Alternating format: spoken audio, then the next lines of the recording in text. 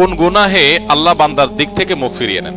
এই বিষয়ে প্রসিদ্ধ একটা হাদিস আছে, নবী সাল্লাল্লাহু আলাইহি ওয়াসাল্লাম বলেছেন, তিন ব্যক্তি এমন আছেন যাদের সাথে কিয়ামতের দিন আল্লাহ কথা বলবেন না, তাদেরকে আল্লাহ তাআলা পবিত্র করবেন না। এই মানুষগুলো যাদের থেকে আল্লাহ তাআলা মুখ ফিরিয়ে নেবেন, তাদের সাথে আল্লাহ কথা বলবেন না, তাদেরকে আল্লাহ পবিত্র করবেন না। সেই মানুষগুলোর মধ্যে একজন হলেন ওই পুরুষ, যে পুরুষ টাকনুর নিচে পোশাক পরে। পোশাক পরে বলতে যে পোশাক উপরের দিক থেকে যায় সেটা টাকনুর নিচে পরে, প্যান্ট, পাজামা, চাদর, লুঙ্গি, জুব্বা, জামা, এগুলো।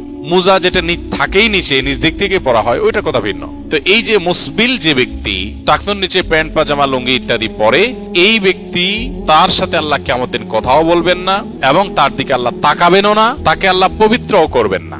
এই তিনটা ভয়াবহতা এই ব্যক্তির জন্য আছে, যে ব্যক্তি টাকনুর নিচে প্যান্ট, পাজামা, লুঙ্গি পরে। আমাদের দেশে অনেকে আছেন মসজিদে নামাজ পড়তে আসলে তখন প্যান্ট ভাঁজ করে। অনেক মসজিদে মুয়াজ্জিনরা মাইকে বলেনও, টাকনুর নিচে যাদের প্যান্ট আছে প্যান্ট গুলো উঠায় নেন। নামাজের জন্য এই কথা কেন বলবেন? এই সম্পর্কে একটা জয়ীফ হাদিস আছে যে মুসবিল ইজারে নামাজ কবুল হয় না। হাদিসটা সহিহ সূত্রে বর্ণিত না। বিশুদ্ধ হাদিসগুলো সবগুলো হলো কমন এবং জেনারেল, সব সময়ের জন্য এটা প্রযোজ্য যে পুরুষ মানুষ টাকনুর নিচে পোশাক পরবে না। এখন বৈজ্ঞানিক গবেষণা বলছে যে এটা পুরুষের জন্য ক্ষতিকর। গবেষণা কি প্রমাণ হয়েছে এটা বড় কথা না, বড় কথা হলো নবী সাল্লাল্লাহু আলাইহি ওয়াসাল্লাম নিষেধ করেছেন, বাস শেষ।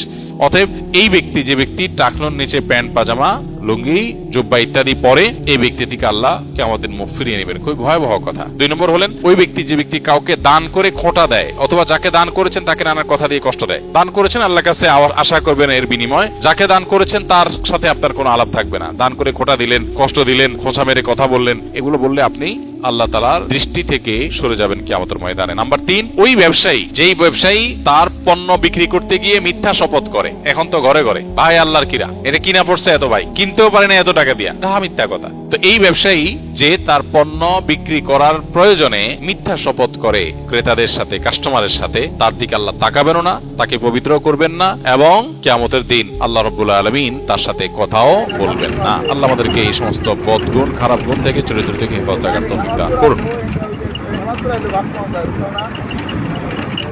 রাস্তায় দিয়ে